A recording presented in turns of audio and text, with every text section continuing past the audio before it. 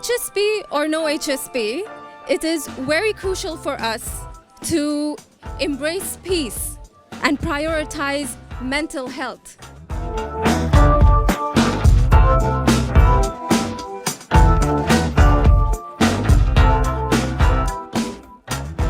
I'm Anmol Ramchandani, the founder and CEO of Hzmer Jewellery. A little bit about me. I was born and raised in Dubai. I'm a Dubai kid, and I felt like the city and me grew side by side.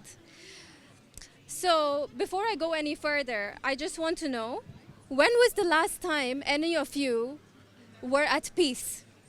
Okay? Not rested, not relaxed, but at peace, with no thoughts in your head, just calmness. Let's try it now. I know, it's very loud here, but we can try. If we can close our eyes for 15 seconds, okay?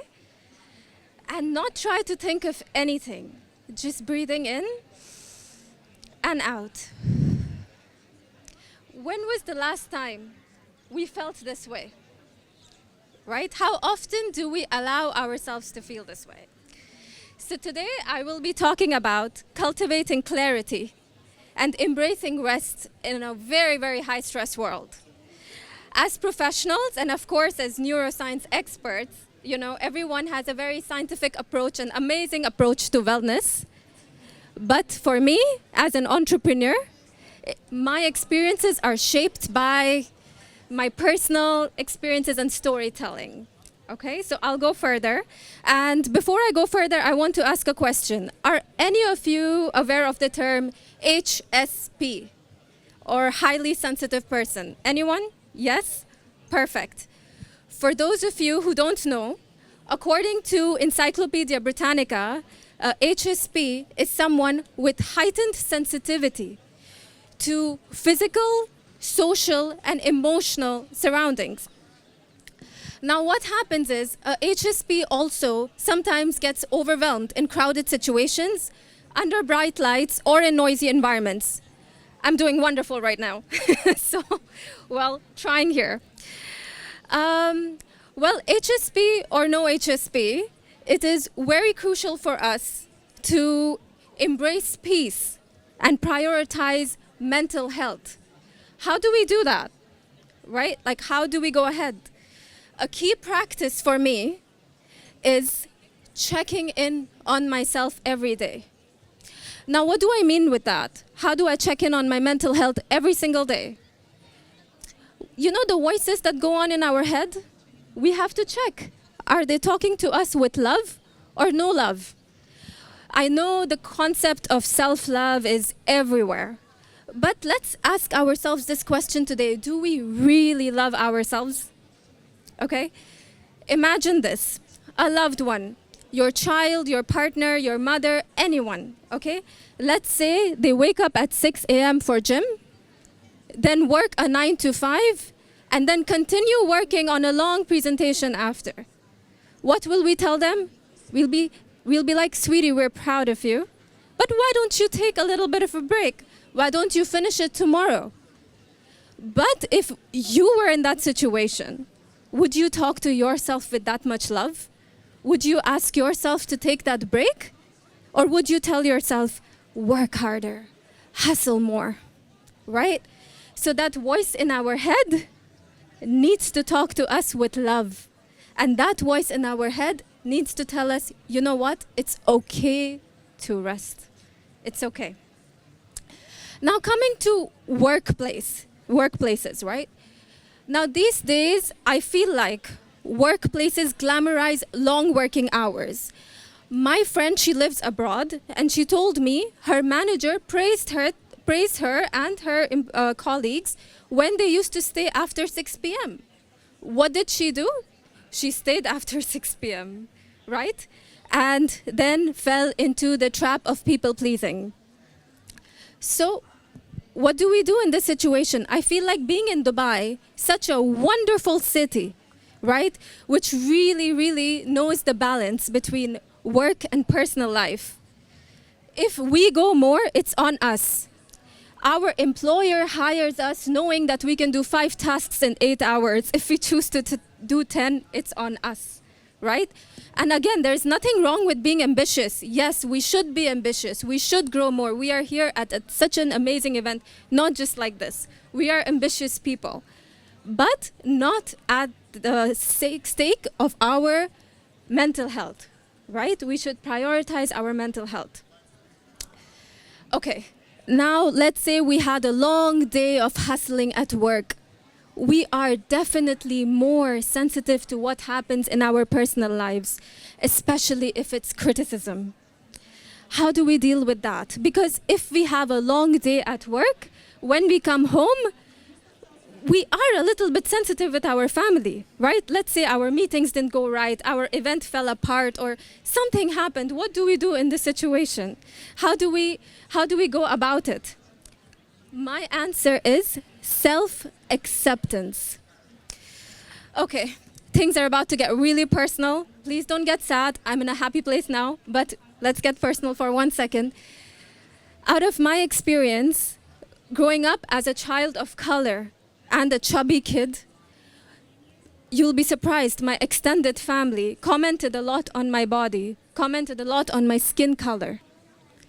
And as a highly sensitive pre-teenager, what I did was I went into emotional turmoil and I was bulimic.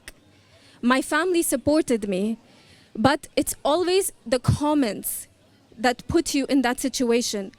And thankfully, I'm in a healthy and happy place now.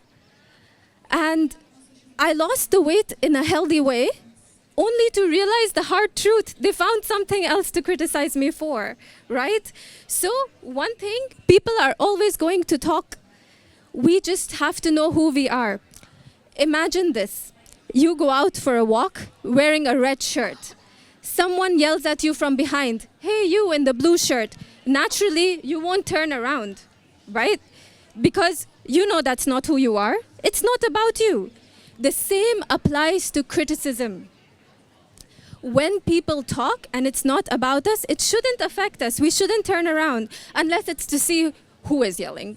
That's it, you know? Like, we should know who we are, self-acceptance, self-love, right? Now, moving on, how do we do this? We hardly have any time, right? Busy schedules. One of my friends was telling me last week, "Anmol, I hardly have time to breathe." So in this, what do we do? One word, meditation. Now, in a lot of cultures, meditation is referred to as a spiritual or a religious practice. In my culture too, but I'm not referring to it in that way. What I'm talking about is sitting in a quiet space with your phone off, with no lights, and just trying to calm our minds. No thoughts, just stillness. You know, just stillness. 5 to 10 minutes of that.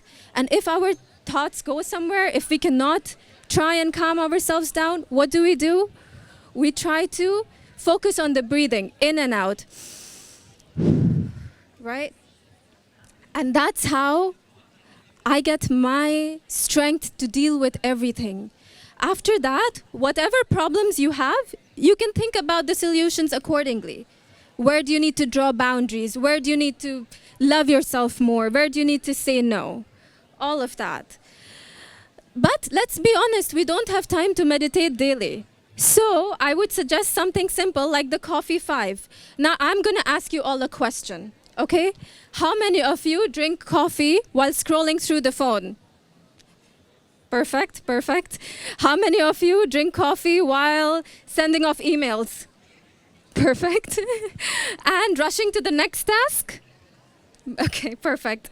Here's a challenge for all of you, okay? The next time you drink your coffee, keep your phone and laptop aside. I know it seems crazy, but just do it. But after you do that, it's going to be the coffee and you. Just smell in the coffee, the aroma, the warmth of the mug, and try to not think of anything. Maybe go by your window, or maybe even stare at a blank wall. It's fine. But you and coffee, it should be a love story. okay?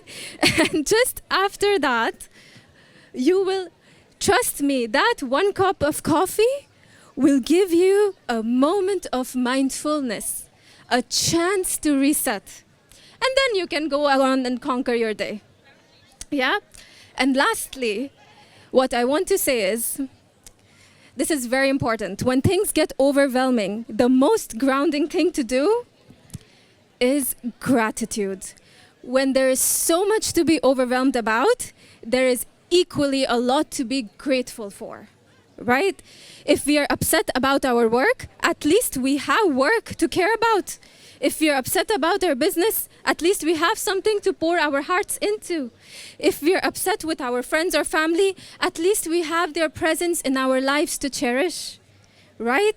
So this is how I navigate through life, through the hustle culture, how I try by self-love, drawing boundaries, self-acceptance, and of course, gratitude, because gratitude can be transformative. So best of luck to all of you. I believe in all of you, okay? I believe all of you can love yourselves more. I believe all of you can say no when required. And most of all, I believe all of you deserve the peace and love you give others. And I believe that all of you deserve fulfillment and happiness as well. Thank you so much.